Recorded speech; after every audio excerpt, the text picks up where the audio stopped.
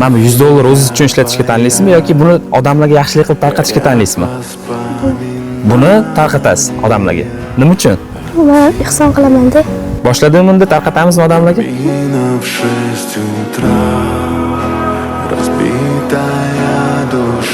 Assalomu alaykum. Milliy kanalda sizga sovg'a. Salomat yuring. Bu sizga yaxshilik qilaman. Voh, qo'yasiz. Singlim yaxshilik qildi.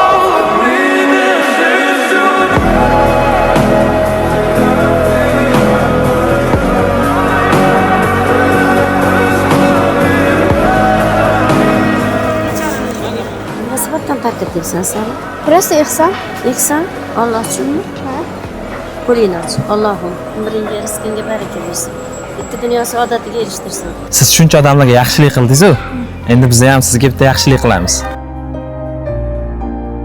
Men Allohdan oyimga shifo berishini, umrimizdan qutulib ketib chiroyli uylarimiz bo'lishini so'rayman. Ya Rabbim, akalarim o'zing ishlarini rivojini bergin. Nima ish qilsa barakatli qilgin ya Rabbim.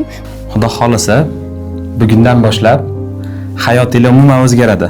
3, 2, 1. Yenguli bori bo'lsin. Rahmat akajon. Rahmat. Yoqdimi sizlarga? Rahmat. Farizga shukr akajonim. Rahmat. Sizga rahmat sizlarga ham. Bugundan boshlab endi mana shu uy sizlarniki.